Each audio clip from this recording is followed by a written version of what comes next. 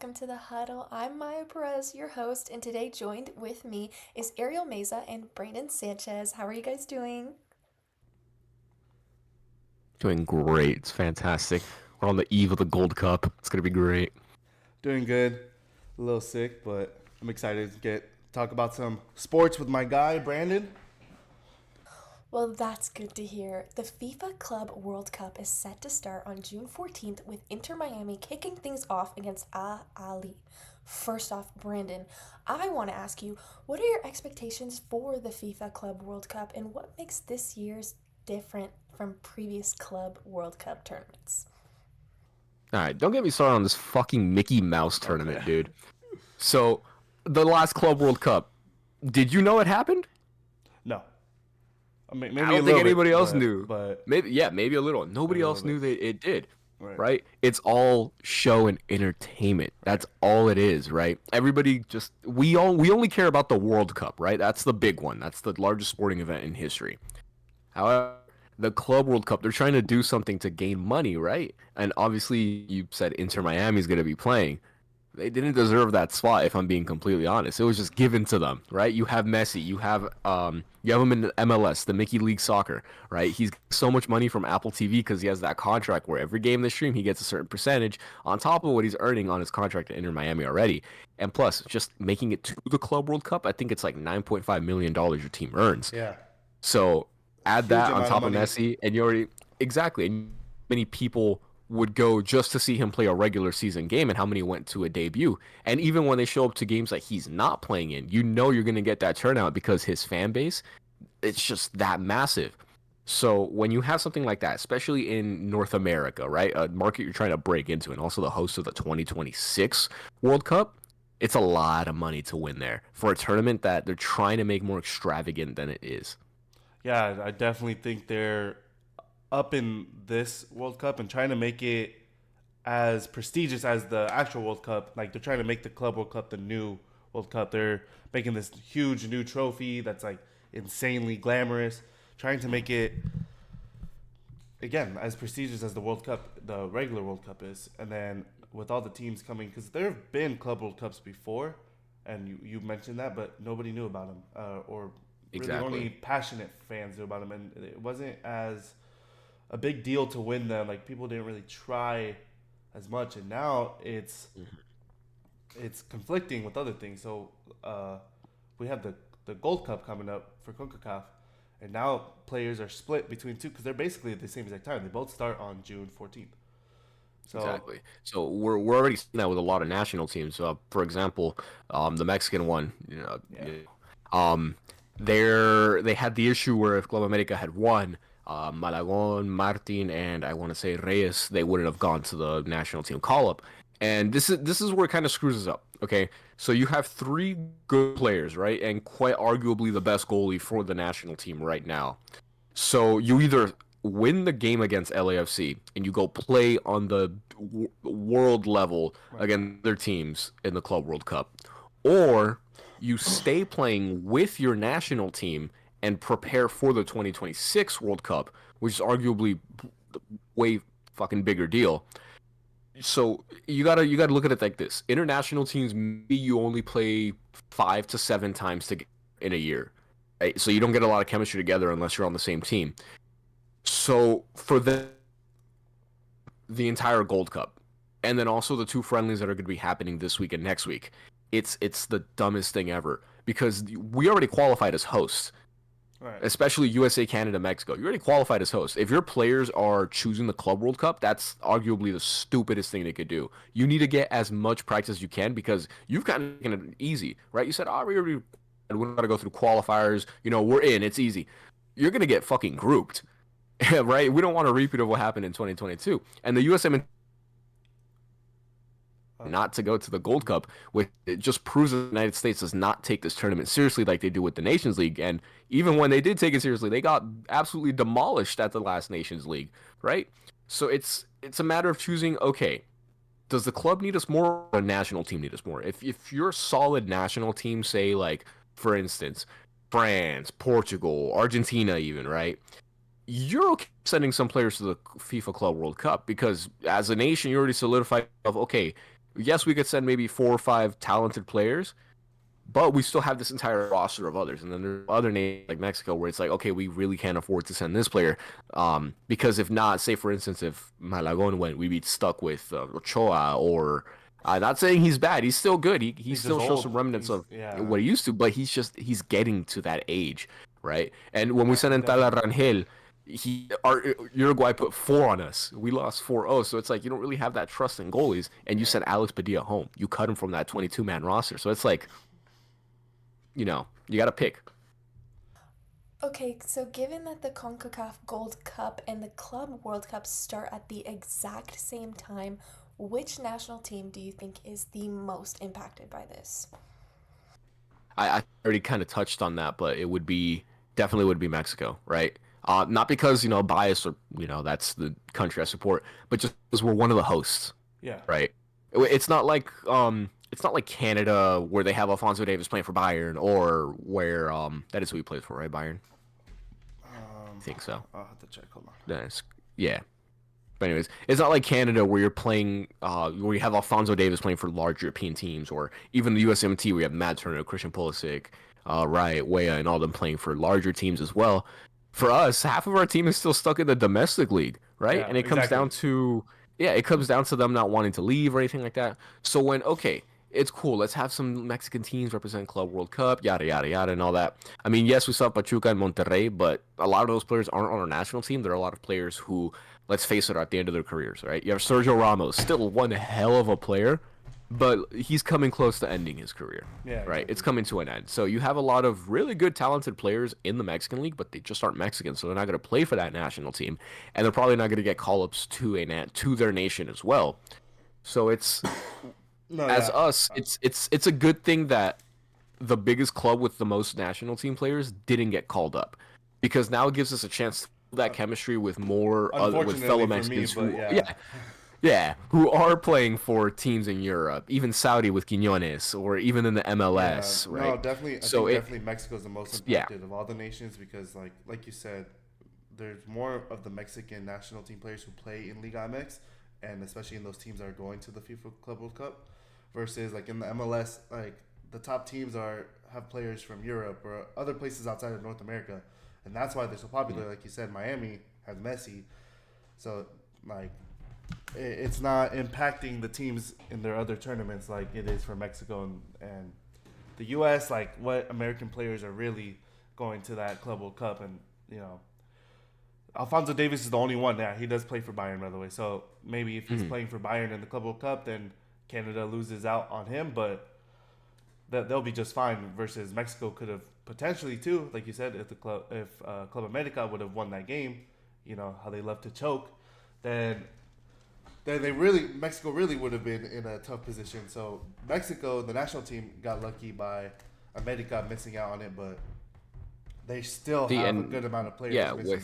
yeah, Yeah, and with them not going right, if they would have gone, Mexico would have. No, we would have at least made it to maybe semis or finals for the Gold Cup, and then got eliminated. yeah, So, like, now that we have those players, especially Balagon, because our defense it's hit or miss always, right? When you have Johan and Vasquez, it can hit, but it's a little shaky. It has been for the past couple games. So it really just depends on the goal. And we see Malagon fucking put up a great performance. As much as I hate to say it, he's put up one hell of a performance with Club America, and we've seen that.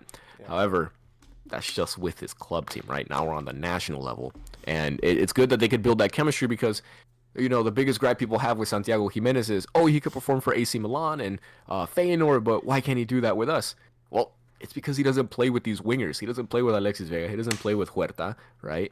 He doesn't play with the midfielders too. So it's like they don't know his play style, right? He plays more with his teammates, right? Out of hundreds of season games compared to maybe 7 national games, you really think they're going to get his play style down like that? No, you need somebody you build chemistry with. That's why Raul Jimenez works so well because, yeah, he's old. A lot of people didn't want him there for a while, but he's been there the longest and he understands the play styles that they have. So he's played much more time with a lot of the veterans that are on that team and even the youngsters that come in because he does his homework. He understands how they play. He looks into it, right? Santiago Jimenez is still young. He's still growing as a player. So it's like he needs these moments where he could learn and play with the team. Why do you think we saw when Chicharito and Bella were younger, right? They play a lot with the national team. Almost every call-up, they'd be there on the starting 11. And that's what got them their experience and reps. And granted, yes, they also did both play in Europe together and all that stuff, so similar play style. But that shouldn't be an excuse, you know. So before we wrap up, tell me who are your favorites for the Club World Cup, guys? For me personally, I think obviously the European teams are gonna really dominate, because like we said, they're making it more a prestigious tournament. Now it looks like teams actually might want to try more in this tournament versus previous years. So I mean, Right. what Real Madrid's still stacked, and that's probably the favorites to win. Um, so European teams like them, I think, are just gonna completely dominate. To be honest, in the Club World Cup, I think maybe you'll have some teams with some upsets. Uh, I Mm-hmm. think I think maybe if Club America was in there, maybe you could have had something. But LAFC is down there instead, and I'm curious to see how MLS teams perform. I don't think they'll Right. be very good. Well, Maybe Miami, but yeah. Miami's just there for show. yeah, They're gonna. I mean, Messi's gonna do his best to carry, right? He's still a good player, but it's now Inter Miami not gonna make it far, right? But let's see. I'm trying to find all the teams. yeah. I mean, I know. There we go. Okay, so let's see. Did Barca not make it to the Club World Cup? No, I believe they're not.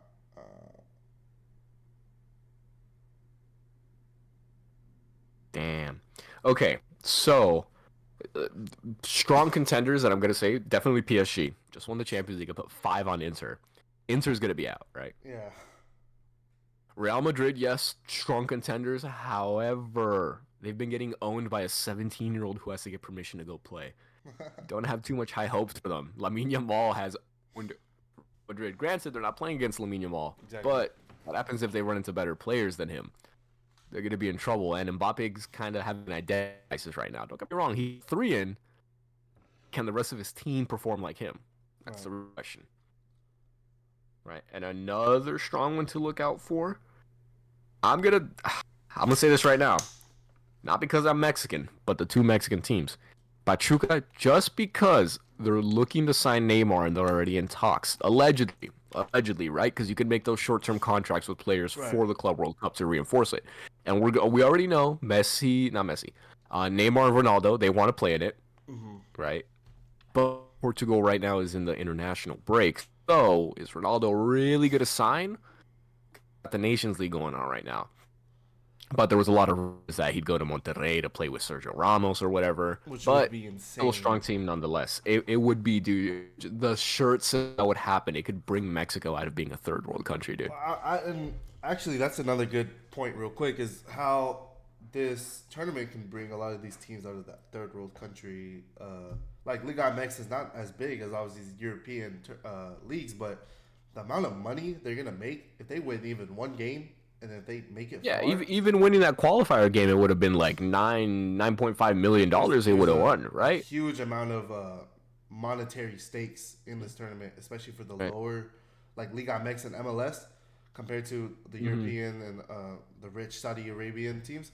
Yeah. Like, a huge amount of money available for these teams that could launch their clubs. And I mean, it's kind of unfair for the other teams in Liga MX who aren't in the tournament. They don't have that opportunity.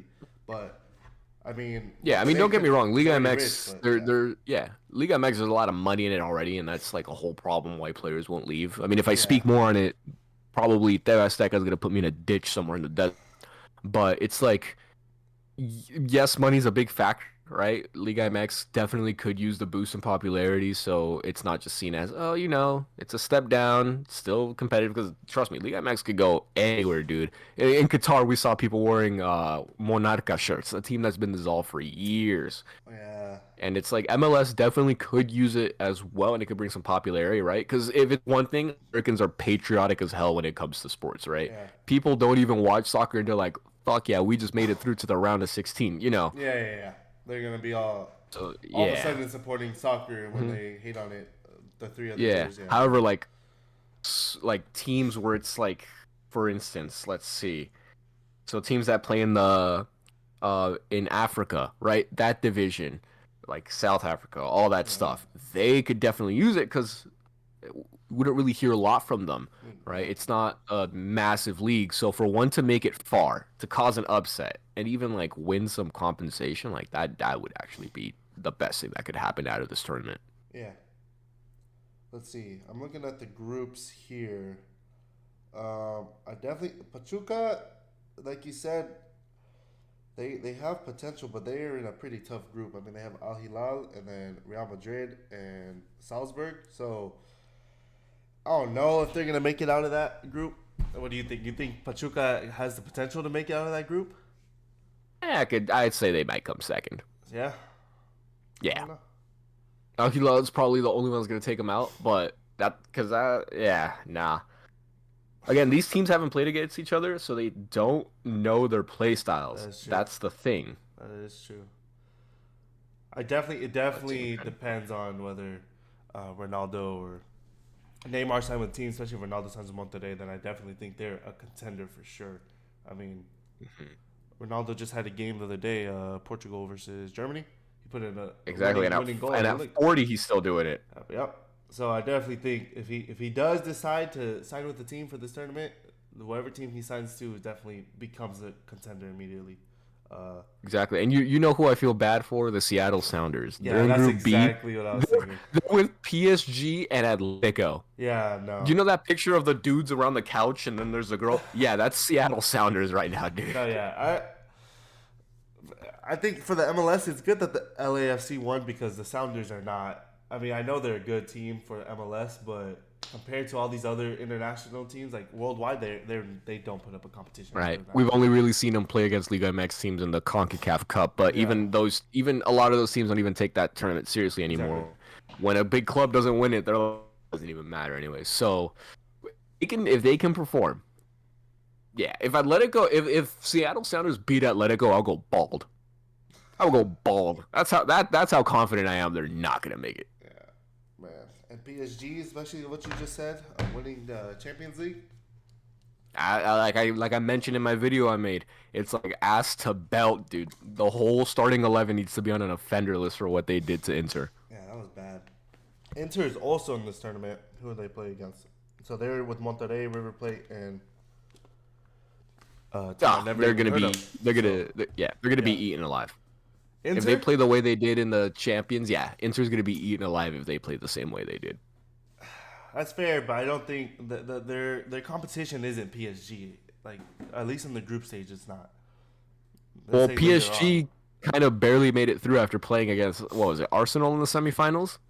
Yeah, I believe so. It's Arsenal. The true Arsenal. That's true. I'm pretty sure I could get a girlfriend faster than Arsenal could get. And what about that Gold Cup? Who do you guys see for the final? The final's going to be Mexico, and I don't know the other side of the bracket, but I know we have teams that are, as guests this year. So Saudi Arabia, We've already beaten them in the World Cup with our worst lineup ever, so, knock on wood, it's going to be a game. Let's see, the one against Costa Rica and Mexico is going to be super interesting just because you have Miguel Herrera coming back, and he understands the Mexican play style, right? I mean, he almost got us to the quarters in 2014. So it's going to be very interesting to see that. But as for the other teams, USMNT grouped, right? Or they might go out in the next round, but I don't see them making it to the finals. Panama definitely. You don't see the US team making it to the finals? No, if Christian Pulisic decided, nah, I'm good, and the other players are kind of with that same mentality, or even go to the Club World Cup, then they're gonna send their C team. What are they gonna do? Send Matt Miazga? Like you and me always say, that's always their excuse when they lose. Exactly. We played our C team, but I mean, for me, send your C team to the World Cup then. It's always Canada, Mexico, U.S., Panama, and maybe sometimes Jamaica are the five that I always think, okay, those are going to be in contention for the final. Obviously, I mean, maybe because we're both Mexico supporters, but I think Mexico definitely has the best lineup. It just depends if they actually click, if their team clicks, because their lineups are always good, but they go, especially when they're playing away. When they're playing away, they shit the bed every single time. But it's more of the fact that they're the champions, so they're obligated to make it to the final, right? No excuse. Right. But a team I do want to see them play again, Panama. That game is always entertaining. But a good one to see if they make it to the final, Jamaica. Yeah. Right? Jamaica almost made it through. So it'd be good to see another final with them. Or even if, hell, Costa Rica, if that's a hell of a game, right? Because remember, Costa Rica is a good team. It's gonna need a good direction. They were the dark horse of the 2014 World Cup, but now under a new coach, one that actually understands the game, has good players. Who knows? They've been doing a good hella debut run. So we kind of have to see at the start of the CONCACAF international window, when we see these teams start playing their first couple friendlies leading up to the Gold Cup, that's when we're going to get a real taste of, okay, are we here to compete or are we going to shit the bed? Right. Well, thank you to Ariel and Brandon for joining me today. Up next, though, we have Nathan Olson and Kyle Sparrow talking about the NHL Stanley Cup Finals between the Edmonton Oilers and the Florida Panthers. What's up, guys? Hey, how's it Right. going? What's up? So getting right into it, the Stanley Cup playoffs are finally here. The Stanley Cup final is Final. finally here. The Stanley Cup playoffs have final. already come and gone. For a sport that's so like in sync with like ice and cold weather and snow, all 32 teams want to be playing hockey in the middle of summer in June. That's the goal, and I think that's actually really, really funny. And we were blessed with another rematch, the Panthers of Florida and the Edmonton Oilers. Game one was yesterday, and boy, was it good, Kyle. It was indeed. I thought last year was a very good Stanley Cup playoffs, or very good Stanley Cup final, rather. But I think after watching game one yesterday, I think this series is going to be better than the last one. I mean, you have Yeah. a rematch, you have McDavid, Draisaitl, you have Kachuk. Physicality is at an all-time Mhm. high, and I think this is the best week in sports, or like the best month in sports, because Oh yeah, two teams fighting for a championship. It's like there's so much to play for. absolutely. And there has kind of been this saying that maybe some people disagree with, but the Stanley Cup is the hardest trophy to win in all of sports. So it just means a little bit more to all those guys out there on the ice. And yeah, game one went into overtime. It was the 21st time actually in NHL history that game one went into overtime. Edmonton Oilers win it at home. Rogers Place, which is the home of the Oilers, was absolutely buzzing. Evander Kane said in a little media conference before game one, kind of paraphrasing here, but he basically said that it's an atmosphere that is unlike anything else. He says, you play at plenty of stadiums and fans say that they're best, and sure, they're good, but you go to Rogers Place and it's just on a different level. And I was feeling that from the start, even just sitting at home and watching it, especially since the Oilers scored a minute 6 into this game. That place just blew up. Yeah, and I think Evander Kane is one to speak because that dude his style has been off the Mm. charts in this playoffs, and you see it on TNT and you see it on the broadcast. I mean, he's like I don't want to say that because McDavid and Draisaitl are like on his team, but he's been like the center of like, oh, he looks good and he plays good. But I've said this and I stand by this. I think playoff hockey has the best atmosphere in sports, whether it's playoffs or regular season. I think it has the best atmosphere in sports, and I 100% agree with you that it is the hardest trophy to win. The amount of injuries we see, the amount of big hits, the amount of clutch goals that have to be scored, it's unlike any sport, in my opinion. And it's turned up basically double in the Stanley Cup final. So, I It mean, really is. You bring up it, that injury factor. Once this Stanley Cup wraps up, you get that long list of what these players, their injuries were and what they played through. And then you realize, like, oh, people had broken feet, yeah, hands, they had hairline fractures, they've had dislocations that they put back and continued playing. And you're like, how does any normal human being fight through those injuries? yeah, But talking about fighting back, and this is where I think the Florida Panthers excel, is the ability to show resilience, which I think is a very underrated aspect of a very good like Stanley Cup team. Is the resilience and be able to bounce back, which I think the Panthers did very well in this game, especially going down, like I said, going down a goal a minute into game 1 of the Stanley Cup final.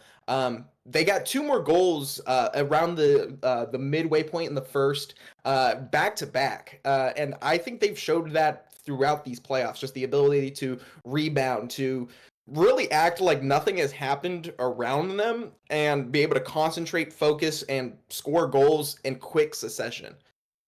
Yeah, I think also with Florida, you kind of look at their depth, and it's like, Mm. yeah, you have Matthew Kachuk, yeah, you have Alexander Barkov, and then obviously you have probably one of the best playoff goaltenders in recent history, Sergei Bobrovsky.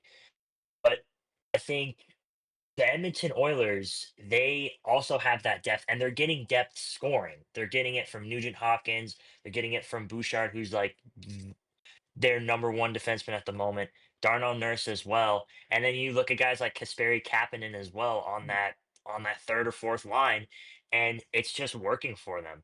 And I think these two teams are very equal in the sense that they're both getting depth scoring. They both have really good goaltending in Stuart Skinner and Sergei Bobrovsky, especially Stuart Skinner coming in for Calvin Pickard in injury, undisclosed injury, of course, Mhm. and just doing a really good job. And then going back to the injuries thing, we also saw the Four Nations tournament this season as well.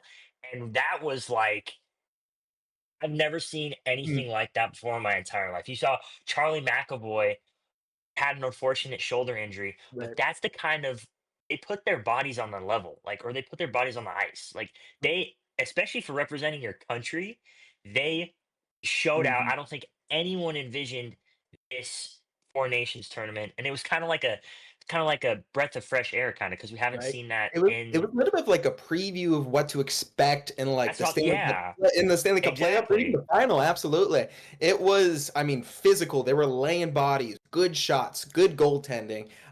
This was way back, kind of in springtime, and I remember it was kind of a joke in the hockey community. Was like, how are we supposed to go back to the regular season for another two Exactly. months? Like, Like you like have just a go straight to playoffs. Like, just let's you get have there. a you have a mid-season quote unquote tournament. You have USA and Canada in the final. There's three fights within the start of the first minute of the game. Of course, Matthew and Brady Kachuk are involved, Of and course, then yeah. you hear them after the game, and they're like, "Listen, it's our country. You know the USA Mhm. Canada rivalry," and they're just like, "I'm gonna put my body on the line for my country," and that's what you see in hockey. I don't think you Yeah, see that yeah. in any other sport quite to the magnitude of hockey. You really Like, don't. And I mean, of course, everyone is very, they care about their sport. Like, we're not saying that. yeah. But just for some reason, these crazy guys out here with, blades on their feet and flying over 20 miles per hour just care about it so much. And I Yep. think no one really cares about this sport, at least, as much as Connor McDavid. I think Connor Yeah. McDavid. I don't think I've seen him smile these playoffs. Like he is destined to get this cup. He's just a man on a mission, and he's got a great teammate alongside of him with oh my goodness, Leon Draisaitl. I'm forgetting the Yeah. guy. And Leon Draisaitl has been doing absolutely He's everything been as well as doing, Connor McDavid. Just it's yeah. crazy. There's kind of been a online joke going to connect on a goal or something. It's McDry. McDry scores again. It's Yeah. these two again, and they actually connected on the overtime winner. Leon Draisaitl's third overtime winner. It actually ties the NHL Stanley Cup playoff record for the most overtime winners with two other guys. Funny enough, Corey Perry and Matthew Tkachuk. Also, both of them are playing in this series. So that's a funny little fact. With the way they're playing, Leon, if this one in any of the upcoming games, hopefully 6 more games. I'd love to see this one go to 7. Yeah. Leon Draisaitl might break this record. It's just absolutely ridiculous. He Yeah. seems to find fresh legs on the ice when overtime starts. And the thing with that overtime goal is you look at McDavid, and I don't know what like the Florida Panthers game plan, because what Mhm. McDavid's a whole nother beast. Like you have to plan for him and Drysdale as well. But you look at that playoff goal, they gave him way, way, way too much space. You drop it back in their offensive zone, and then he's just boom, on a dime can go Wide 20 open. plus miles an hour. He Yeah. gets it to the boards to Nugent Hopkins, and then it's a cycle play down Right. low, and then Draisaitl's at his office wide open. So I mean, I guess Florida, like, like Florida's really good at getting in people's heads. That's what they did to the Carolina Hurricanes, and Right. the They Carolina were Hurricanes just known couldn't as do it. the rats, especially with the addition of Brad Exactly, Marchand at the trade deadline. exactly. That Like rats thing, that rat the line is yeah. just they get in your heads, and Hmm. Hurricanes could not deal with that. And Yeah. you saw Kachuk try and or I think it was Brad Marchand in that game one, kind of give Hmm. McDavid a little bump to try. I think that's trying to get into his head, Right. but McDavid just shrugged it off. And I think Hmm. if Edmonton wants to do really good in this series, they want to win the Stanley Cup, they cannot allow Florida to get in their heads because as soon as Matthew Kachuk gets in your head, it's over. Like, because he will play mind games with you no matter what. I mean, we saw it in the Eastern Conference final. You saw Kachuk like motion to I don't know who it was like Seth Jarvis or Sebastian Aho or someone, but he did like the thing with his head, like he's in your head. Like Yeah. you can't let Uh, that happen. Going back to that overtime winner, and you kind of brought this up, but like kind of the play that you saw, and I noticed this especially in the third period and overtime, where Florida Panthers succeed defensively is by pinching the boards, not allowing the puck to ring around to the forward that's slicing up the ice to pick up that pass. They cut off those passes. They pinch the boards. They pinch the players. And in the third period and overtime, Florida wasn't doing that. They were not sound defensively at all. They were allowing the puck just to move around freely in their zone. They were outshot, and this is kind of crazy. In the third period, 14-2, I and in mean, overtime, 10-6. I mean, but in Florida's favor, and this is kind of when they were playing their best game. The second period for Florida, they outshot the Oilers 17-8. So that was definitely their best period. What I just said, how they pinched the boards, they used that to start out their breakout, which is how they scored their third goal. And Sam Bennett kind of mini breakaway. They pinched off the boards, had a few breakout passes, and Sam Bennett just beat the goaltender. Um, it's I'll give props to Chris Knobloch, which is the head coach of the Oilers. He figured out what the Panthers were doing during that second to third period intermission, made the changes, and I mean the Oilers just looked like a different team from there on. yeah, I think what the Oilers do a really good job is because you obviously have McDavid, who's one of the fastest players, if not the fastest player in the National Hockey League. They do a really good job at wearing you down, and we saw it. Even you can make an argument for last Stanley Cup because they were down what 3-1, and then they came back and forced the game seven. Obviously, came up short. But It was actually 3-0 because it was yeah, it it was was three like zero. I was gonna yeah. say, like it was 3-0, and they won three straight games. Obviously, came up short, but I Hmm. think I I don't want to jinx them, but I think this is their year. I mean, I know you're pulling for Florida, but I think that there's always media coverage on McDavid and Draisaitl. Are they good enough? Are they going to win a cup together? Blah blah blah blah blah. We are seeing, I think, the best playoff form Edmonton Oilers that we've seen. Hmm. Stuart Skinner is red hot. They're getting depth scoring. My goat, Jeff Skinner, is in the playoffs for the first time ever, Hmm. and McDavid and Draisaitl are clicking on all cylinders. Now, this can very much change. They got to keep the momentum in game two.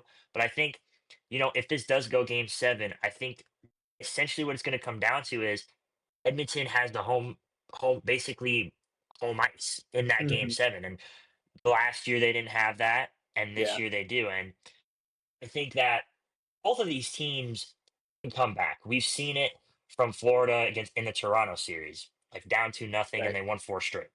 Yeah, We've also especially in that game seen too. They were down to the Panthers were, and not only that, they were down to 2-0 in game three against Toronto too. Like exactly I mean, like their backs are so far up against the wall. You go down like 0-3. I mean, it's not saying it's it's impossible to come it's back, but it's tough. yeah, it's real tough. And Edmonton is also a very good comeback team. Like we saw Mhm. it in the Vegas series, they were constantly able to come back, and Right. then they ended up beating Vegas 4-1. Hmm. And Dallas as well came back against them in a couple games as well. it's really a tale of two teams who love to be down and And then then just just find a way. magically just come back and win the damn game. That's why I said Like, this resilience of like I've mentioned the Panthers, the Oilers also have it. I mean, just to the yeah, extreme. it's like just It's level. It's it just really is. level. Yeah. So are you taking? So you're taking the Oilers, and how many? I am. I think this is the year that the Canadian Stanley Cup final drought ends, and I think McDavid gets his first cup with Leon Draisaitl as well, and the Hmm. Edmonton How Oilers. many games? I would love to see it go 7. I would absolutely like that is what I would want, but I'm gonna I'm gonna go 6 games. I Okay. think Florida will pick up 2 Hmm. home, and then I think Edmonton will win the yeah, I Game think Edmonton will game win at 5 and 6. home, Yeah. and then they'll by some miracle they'll win game 6 and then win it 4-2. I'm right there with you. I would love to see this one go 7, but I actually have the Panthers taking it, and I feel like I mean, obviously, I watched game one, and I kind of hyped up the Oilers and what they did, and especially what the Panthers did defensively, kind of wrong. But we kind of touched on all the things in the Panthers storyline. It's the comeback cats, like they had that kind of going back in 2023, kind of making a resurgence again this year. They have just ability to, like I said, not even act like they're down at all, or even if they're up, not even they have play hockey. Like it seems so simple to say, but some teams once they go down or go up, they just kind of get in their own heads. It, Panthers don't do that. I will say the Oilers' top threats are kind of not even kind of are way better than Florida. But don't get me wrong, you know, Chuck, Reinhart, all Barkov especially are great goal scorers. When they're given a chance in the slot on a breakaway or something, they're not gonna the depth pretty equal, not gonna lie. You know, Yeah. big, tough, physical, willing to throw a body, willing to step in front of a shot, and can score as well. I mean, both of these teams. I think I looked. Florida Panthers have 19 different goal scorers. The Oilers have 20. So the depth's there on both the sides, which is when it comes down to goaltending, which I think has been the biggest story for the Oilers and Yeah. the Panthers so far. Though what I wrote down was this is a Hall of Famer versus a goalie that's fighting for his life. You know, Pretty Sergei much. Bobrovsky is, I think, a certified Hall of Famer at this point. I think what he's done for his team, for his city, has just absolutely solidified a spot for him to, you know, basically walk into the hall. Um, versus Stuart Skinner, who started off 0-2 in these playoffs, was allowing around like a 6, you know, goals against average. It was not good. Basically looking like this. Okay, we're gonna terminate his contract, find a way to get here. Sits for 2 games, and then comes back and just seems like a completely new goalie. Like absolutely shocking. In game one, Sergei 42 saves on 46 shots with a .913, and on the other side of the was 29 for 32 for .906. Good goaltending. That's, I mean, Stanley Cup, you know, level goaltending. Um, just the biggest question is like, will Skinner just be able to do it when the going gets rough? When in the Stanley Cup playoffs, yeah, you lose a game by 2 or 3 goals. Will Skinner be able to shake it off and think about the next game, or will that start, you know, crack under pressure, especially in these high pressure games? That's just really what's going to come down to. It's just a goaltending thing, and at the end of the day, like I said, it's Hall of Famer versus someone still just fighting. Which I mean, don't count out the fighter, but Yeah. I'm taking the Hall of Famer. I have Panthers in 7. Yeah, I think obviously Sergei Bobrovsky, I think, is multitudes better than Stuart Skinner. As you said, kind of fighting for his life, but I always root for the underdog, and I think you're 100% right. I think it's going to come down to goaltending, and Sergei Bobrovsky, we've seen him make mind-boggling saves like the one he did last year. I think it was against the Tampa Bay Lightning, or just one of the best saves I've Yeah. ever seen. And Stuart Skinner, he's kind of riding a hot streak as well. Hmm. And I don't know. I think it could come down to goaltending, because Right. both of these teams are very, very even in terms of like It, depth. I think this is why I think it's going 7. It's like one of the most even matched, teams I've ever seen. It's just like you can look at the roster and be like, okay, this player is as good as this player. This player's as good as Exactly, this yeah. player. This player's as good as this player. Like just down the rosters on both sides. And then it went to overtime, game one. Like Mm, if come on. if the No. script writers are writing the script, they're cooking because we've seen a rematch. We've seen McDavid. Like we saw McDavid last season, bro. Right. We saw the speech he gave, and it wasn't Hmm. good enough to his teammates. And then he said, "We'll be back." Like Yeah. that's the storyline that you want in the Hmm. Stanley Cup playoffs. And I think Absolutely. that it's it's one of the best times in sports because that media coverage gained so much traction. You Absolutely. have fans you have fans flying all the way to Edmonton from Florida to go watch their team play. Hmm. And then it's just amazing. And these two teams have a history because Florida beat them last season, Hmm. obviously in game 7. And I do think it will go 6 or 7 games. I do not think it'll be a 4-1 5-game series. I do not think that at all. These two No, these two no, teams are too evenly no matched. shot. They're way too Yeah, evenly matched. it's too good. Yeah, I mean, game two's tomorrow. I know for a fact here in my calendar. I this is probably going to be one of those Stanley Cup for the ages. One of those ones that we're going to tell kids about. Exactly. I think I would not be surprised if Florida wins game 2. I would not Hmm. be surprised. But Edmonton at home is like you can't count them out at home. Hard. But Roger Smith is hard to play. it should Before, it before should be a before we really good finish game. up, just for fun, what's score prediction tomorrow? Oh. I want to say an overtime again. No, I'll say I'll say 4-2 Edmonton. 4-2 Edmonton. Okay. One empty net I'm goal. yeah, I could see that. I could see this being like a one goal fair or like an empty netter late, but I think Florida bounces back fine. I think they win 3-2. Uh, Hey man, anything can happen at this point. You know, Stanley Cup playoffs, anything can happen. Uh, Thank you for tuning in to today's episode. Make sure to follow us on Instagram, TikTok, and don't forget to like and subscribe. Catch us next week here on The Huddle.